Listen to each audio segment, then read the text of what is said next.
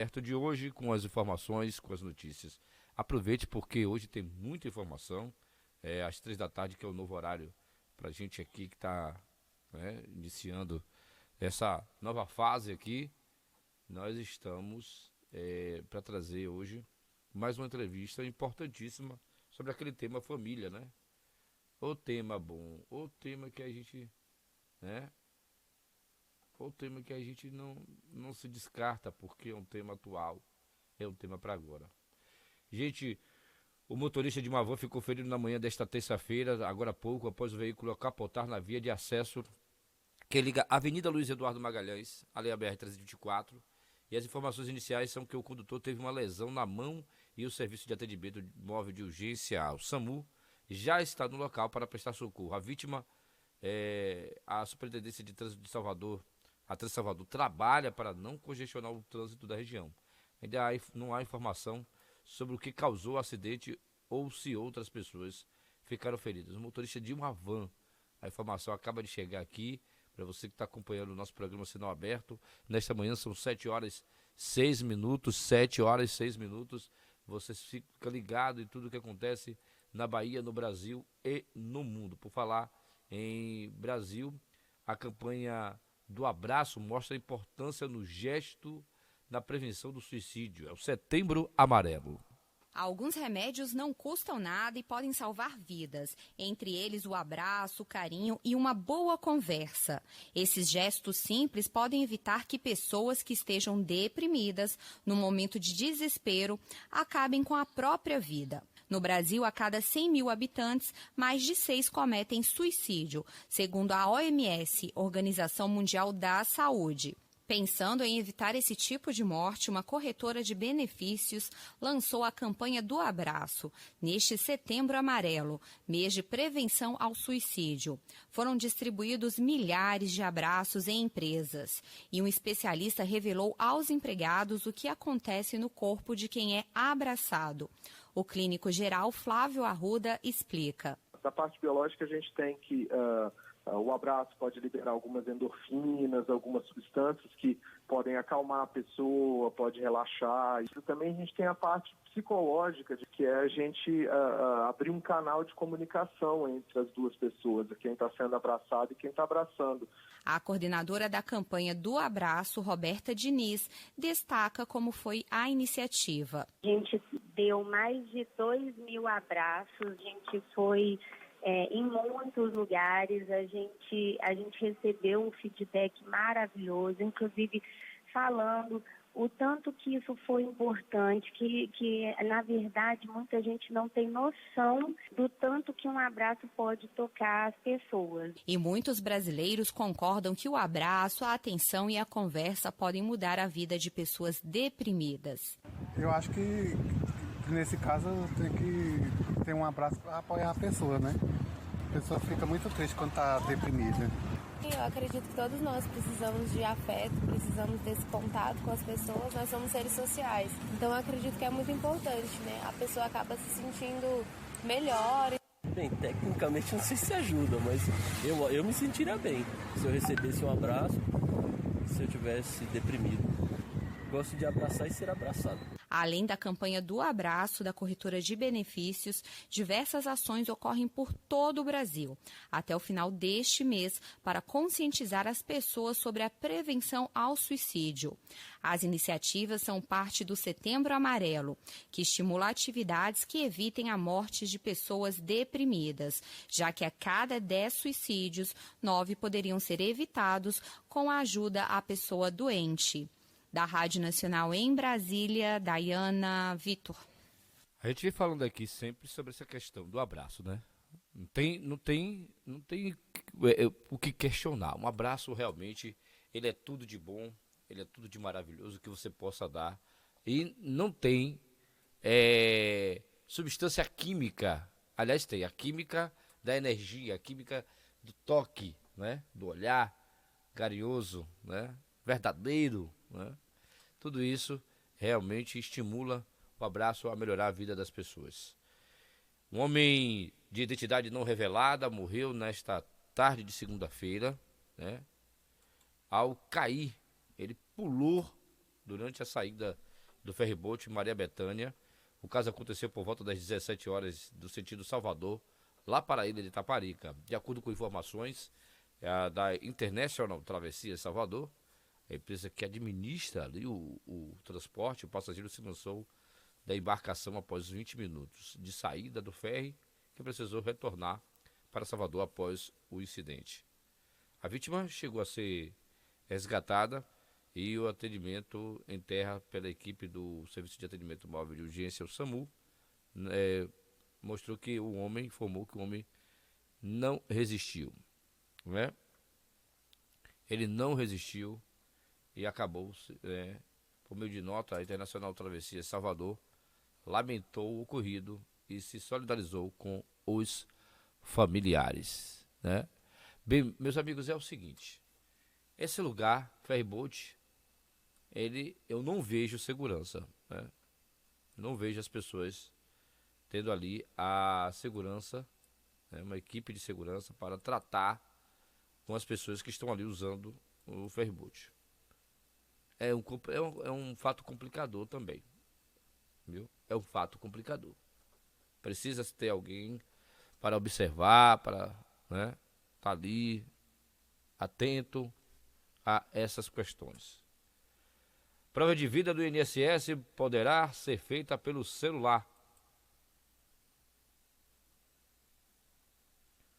Vamos à informação chegando para você. Se você recebe benefício da Previdência Social, já deve saber que todo ano precisa provar que está vivo. Se isso não for feito, o pagamento pode ser suspenso. A novidade é que, ainda este ano, a prova de vida pode ser feita pelo telefone celular se o beneficiário tiver um aparelho mais moderno, como o smartphone. Basta abrir o aplicativo Meu INSS e usar a impressão digital ou reconhecimento facial da mesma forma que usa para desbloquear a tela do celular.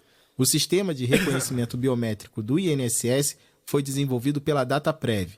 O diretor de Relacionamento e Negócio da Dataprev, André Corte, destaca que usar a biometria para fazer a prova de vida é mais confortável e seguro. Essa solução vai fazer com que a pessoa não precise sair de casa. Ela vai gastar menos dinheiro para executar uma obrigação de um processo importante do governo. É mais confortável, é mais seguro do que se faz hoje. Eu tenho certeza que o cidadão vai ganhar muito com esse processo. O diretor da Dataprev destaca ainda que o uso da digital e do reconhecimento facial reduz a chance de fraude na prova de vida. O sistema foi testado por 700 pessoas em 15 cidades durante os meses de agosto e setembro. Nesse período, apresentou alguns problemas para reconhecer a biometria. André Corte disse que a equipe da Dataprev trabalha para corrigir as falhas antes de começar a aceitar essas novas formas de prova de vida. Existem 30% que não foi possível confirmar, ou porque a biometria não foi legível, ou porque o algoritmo não reconheceu a biometria, ou porque a pessoa não tem a biometria coletada nas máquinas de estado, e a partir daí a gente está aprimorando o software que deve ser finalizado até o final do ano. Todo mundo que recebe benefício do INSS precisa fazer a prova de vida uma vez por ano para evitar a suspensão do pagamento. Em alguns casos, a prova pode ser feita por um representante. Isso quando o beneficiário mora fora do país, tem alguma doença contagiosa, apresenta dificuldade para se movimentar ou tem mais de 80 anos. Em alguns casos, o INSS pode agendar uma visita para fazer a prova de vida na casa da pessoa. Se você tiver alguma dúvida, ligue para a Central 135. Com produção de Renato Lima, da Rádio Nacional em Brasília, Vitor Ribeiro. Obrigado, Vitor Ribeiro, pela informação aqui no Radião.com. A gente está testando aqui um sistema novo, gente, e aí algumas coisas vão acontecer aí na sua transmissão do vídeo, tá bom? A gente está testando um sistema novo, mas eu fico despreocupado que a gente ainda está em reformulação. Um novo servidor foi liberado para a gente. Ontem a informação, né? A equipe da TV, o Radião, está trabalhando incessantemente para restabelecer o nosso sinal. Não se preocupe que o programa também é gravado, aí depois a gente sobe o vídeo para ver como é que vai ficar a chegada aí para você, tá bom? Por falar em biometria, vim aqui falar em biometria, né? Eu vou aqui lembrar que o recadastramento biométrico está acontecendo, né, na cidade de São Sebastião do Passeio. Então você que ainda não fez seu recadastramento, procure imediatamente aí o posto aí ali da Praça do Alto do São Roque, tem posto também, né? E também você tem ali no Fórum, no Fórum de São Sebastião do Passé, Fórum Cândido Santos. E atenção, em mês de outubro, cadê aqui? Eu tenho informação aqui, que do mês de outubro, a biometria vai ser realizada para também agendamento para sábado, exceto o sábado do feriado, dia 12 de outubro, é óbvio, né, que é feriado nacional e feriado na cidade, aniversário da cidade também de São Sebastião do Passé. Então, você pode fazer agendamento no sábado durante o mês de outubro, para você que vai fazer aí o recadastramento biométrico. A informação chegando para você, recadastramento biométrico, também aos sábados, ok? Agora são 7h15. Você que acompanha o nosso programa Sinal Aberto, muito bom dia para você. Para você que está chegando agora, está tendo aí ação da Polícia Federal, hein? Tem desembargador caindo na mão da Polícia Federal. Você vai ter já detalhe dessa informação aqui pelo Radião. Vamos às notícias que você fica sabendo do dia, né? Deputados e senadores vão analisar nesta terça-feira os vetos do presidente Jair Bolsonaro ao projeto de lei que pune o abuso de autoridade. Além disso, a sessão do Congresso Nacional convocada para as 15 horas deve votar um projeto que abre um crédito de mais de 3 bilhões de reais no orçamento e que facilita a liberação de emendas parlamentares. A sessão do Congresso fez o presidente do Senado, Davi Alcolumbre, do DEM, adiar a votação do primeiro turno da reforma da Previdência para quarta-feira. Os senadores iriam votar o texto na terça, para quando ficou mantida apenas a votação da nova versão do relatório do senador Tasso Gereissati, do PSDB do Ceará, na Comissão de Constituição e Justiça, a CCJ. A ministra da Mulher, da Família e dos Direitos Humanos, Damares Alves, classificou uma reportagem sobre o aborto como apologia ao crime e disse ter dado encaminhamento a uma denúncia para acompanhar o caso pelo Twitter. A ministra disse ter sido alertada sobre o assunto e que o conteúdo do material pode colocar meninas e mulheres em risco. A reportagem foi publicada na revista Asmina e começa descrevendo um aborto legal realizado por uma brasileira na Colômbia, onde o procedimento é legalizado. O material mostra ainda informações da Organização Mundial da Saúde, a OMS, e de especialistas sobre o tema, esclarecendo que no Brasil o aborto é considerado crime e só há 3 exceções permitidas por lei: para vítimas de estupro, quando há risco de vida à mulher, e pela anencefalia do feto. Um protesto contra a política de segurança do governador do Rio de Janeiro, Wilson Witzel, do PSC, reuniu centenas de manifestantes em frente à sede da Assembleia Legislativa do Rio de Janeiro, Alerj, nesta segunda-feira. O ato foi convocado pelas redes sociais em função da morte de Agatha Félix, de 8 anos, vítima de uma bala perdida que teria sido disparada pela Polícia Militar. Na última sexta-feira, dia 20, no complexo de favela do Alemão, na Zona Norte.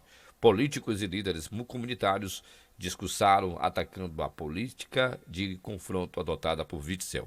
Entre os discursos, o público entoou coros como Witzel assassino. A chanceler federal da Alemanha, Angela Merkel, o presidente francês Emmanuel Macron e o premier britânico Boris Johnson reforçaram a posição dos Estados Unidos em relação aos ataques às instalações petrolíferas da Arábia Saudita, apontando que está claro que o Irã está por trás da ação. No entanto, os representantes dos 3 governos afirmaram que é necessário usar diplomacia para lidar com o caso. No dia 14 de setembro, drones e mísseis de cruzeiros danificaram 2 instalações petrolíferas da estatal Aramco, entre elas a refinaria de Abqaiq, a maior do mundo. Atlético de Minas perde para o Avaí, chega à 6ª derrota seguida. Olha o Avaí chegando aí. Não é mais dura a vida do Avaí não, viu, seu Tadeu Schmidt? Com o time reserva mas preenchido por alguns titulares como Casares, Igor Rabelo, além de nomes de peso, casos de Geovânio e Luan, o Atlético de Minas foi derrotado fora de casa pelo Avaí por 1-0. Com a vitória, o time de Santa Catarina chegou aos 16 pontos, conseguiu sua primeira vitória em casa e deixou a lanterna do Brasileiro após ficar na última posição durante todo o primeiro turno. A Chapecoense assumiu o posto de pior time do campeonato do momento, com apenas 14 pontos. Foi a terceira vitória havaiana dos últimos 4 jogos, deixando a lanterna que ocupava a 8ª rodada do Brasileiro. Tem tempo e temperatura aí, é? Vamos ver se a gente consegue trazer agora o tempo e a temperatura para um momento. Vamos lá? Daqui a pouco a gente volta com você, com o tempo e a temperatura, para você que está acompanhando a gente no nosso radião.com. Vamos à informação chegando até você. Olha, o crime organizado, morte de menina, não tem a ver com a política de segurança do Estado.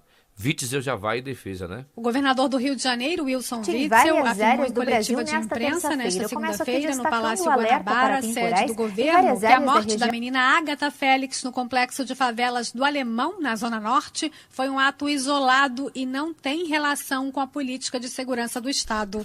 Witzel afirmou ainda que o crime organizado e usuários de drogas são diretamente responsáveis pela morte da menina de 8 anos na noite de sexta-feira. Ágata foi baleada dentro de uma Kombi onde estava com o avô. Segundo o governador, a política de segurança tem obtido resultados positivos e evitou que 800 pessoas morressem este ano, com a redução de 25% no número de homicídios do Estado em relação a 2018. O resultado que vem sendo apresentado, não há nenhum motivo para que um fato isolado como esse sirva para modificar todo um trabalho que está sendo realizado. É bom que você agora que diz que não é dependente da cocaína nem da maconha, mas que usa recreativamente, faça uma reflexão, porque você é diretamente responsável pela morte da menina Ágata. Você tirou a vida desta menina, que dá dinheiro para alimentar esses genocidas que são aqueles que hoje estão fazendo de escudo humano as comunidades. O governador reafirmou que as investigações da morte de Ágata serão conduzidas com grande rigor e prestou solidariedade à família da menina. Witzel disse que também chora ao olhar para sua filha de 9 anos e pensar na dor de um pai ou mãe que tenha perdido seu filho, mas que não é porque houve um fato terrível como esse que o Estado vai parar. Witzel afirmou ainda que não se pode permitir a transformação de tragédias em palanque eleitoral pela oposição para obstruir votações importantes no Congresso Nacional. E defendeu o excludente de ilicitude do pacote anticrime do ministro da Justiça, Sérgio Moro. A proposta do ministro Sérgio Moro, do artigo 25 do Código Penal, onde acrescenta 2 incisos, que aclara ainda mais a hipótese de legítima defesa. E eu tenho certeza que o país precisa sair cada vez mais unido e fortalecido para que as reformas avancem. E a oposição não faça disso um ato de escárnio à sociedade para impedir que o país continue avançando. Durante a coletiva, que contou com a participação de diversas autoridades, o secretário de Polícia Civil do Estado, o delegado Marcos Vinícius, também defendeu a política de segurança do Rio de Janeiro. O delegado afirmou que casos como a morte da menina Ágata devem ser investigados, mas sem transformar os policiais em monstros. O comandante da Polícia Militar, Coronel Figueiredo, afirmou que um inquérito policial foi instaurado e que determinou o estudo do caso da menina Ágata para que, através dessa análise, não se permita mais que episódios como esse se repitam. Da Rádio Nacional, no Rio de Janeiro, Fabiana Sampaio. O Witzel foi para cima dessa questão, viu? Vai criar uma cartilha, né, para moradores da favela. Mas antes eu quero falar aqui que a Polícia Federal faz neste momento uma ação de busca e apreensão na casa e no gabinete do desembargador Ciro Darlan, no Rio de Janeiro. A investigação tem como base a suspeita de venda de sentenças que era feita durante os plantões de fim de semana. As denúncias foram feitas depois de comentários em presídios do Rio de Janeiro de que daria para pagar por sentenças a ser liberado em que era citado o desembargador. Recentemente, Ciro Darlan liberou da prisão o casal Antony e Rosinha Garotinho, ex-governador do estado do Rio de Janeiro, acusado de corrupção. Até sobrando para o desembargador está, viu? A situação é essa. E outra coisa, viu, gente? Pegar essa questão da morte da menina, da Ágata, é o assunto de todos os jornais, cada um jogando para cima do outro, quem foi que atirou, é o Estado do Rio de Janeiro. O Estado do Rio de Janeiro culpa aos usuários de drogas, aos traficantes, esse tipo de crime, né? Eu sei que quem perdeu a vida foi a pobre da Ágata, né? E as suas famílias estão lá chorando, e muitas famílias estão chorando, né? O próprio governador disse que olha para a filha de 9 anos de idade e chora ao lembrar da Ágata, que poderia ser qualquer uma das nossas filhas ou qualquer uma das nossas famílias passar por essa situação. Mas é uma temeridade quando a comunidade vai de encontro, né? Quando a gente vai de encontro à polícia, né? E assume uma espécie de defesa com o crime. Eu sei que muita gente fica com medo, porque convive diretamente, né, na mancha criminal ali no seu bairro, na sua cidade, na sua rua, vive diretamente, né, no convívio com essas pessoas. A polícia tenta se aproximar da comunidade. A comunidade não consegue, muitas vezes, se aproximar da polícia. O que isso implica, muitas vezes, é que algumas ordens de valores, né, ficam deturpadas. Tem que se investigar, porque existem bons policiais e maus policiais que precisam ser investigados. Tem que se investigar de onde é que essa bala veio.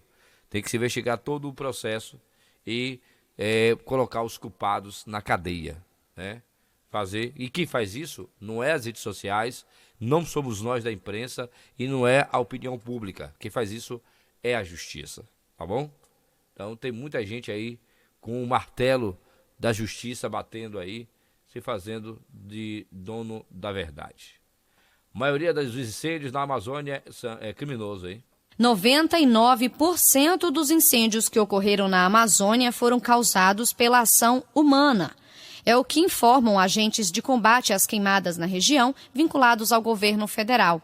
Segundo o coordenador de combate a incêndios do ICMBio, Christian Berlivec, muitos dos casos são criminosos. Nessa época, com céu azul, nós não temos chuva. Portanto, também não temos raio. 99% do fogo é de origem humana. Tem aquelas que são passíveis de autorização e aquelas que não são passíveis de autorização. Muitos dos incêndios que a gente normalmente combate, eles são criminosos. Então, primeiro, a gente vai para o momento de controlar aquele fogo porque ele está sendo danoso. Ele está sem controle. Controlamos, a partir daí fazemos uma investigação. A informação foi dada nesta segunda-feira em Brasília durante o balanço do primeiro mês da Operação Verde Brasil, executada pelas Forças Armadas.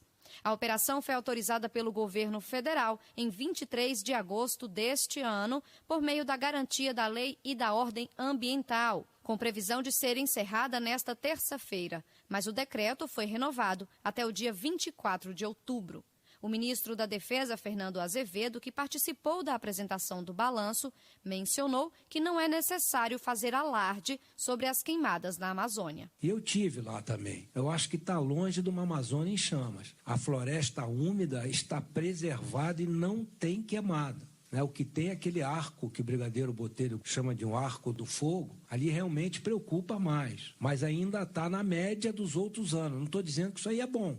Mas ele não está alarmante em relação aos outros anos, que realmente o mês de agosto foi maior do que a média do agosto do ano passado. Os números do período mostram o combate de quase 900 focos de incêndio em toda a Amazônia Legal, região que envolve 9 estados brasileiros. Ao todo, foram mais de 36 milhões de reais em multas por atividades irregulares como garimpo, extração de madeira e incêndios florestais. Mais de 60 pessoas foram presas ou apreendidas neste mês.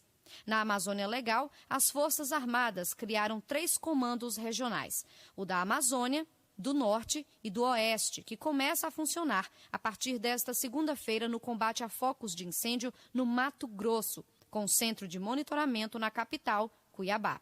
O Comando do Oeste foi criado para combater os incêndios previstos para os próximos meses na região conhecida como Arco do Fogo. Durante este primeiro mês de garantia da lei e da ordem, foram utilizados quase 50 milhões de reais, 11 milhões a mais que o recebido inicialmente pelas Forças Armadas. Outros 36 milhões ainda serão repassados ao Exército, Marinha e à Aeronáutica. Da Rádio Nacional em Brasília, Sayonara Moreno.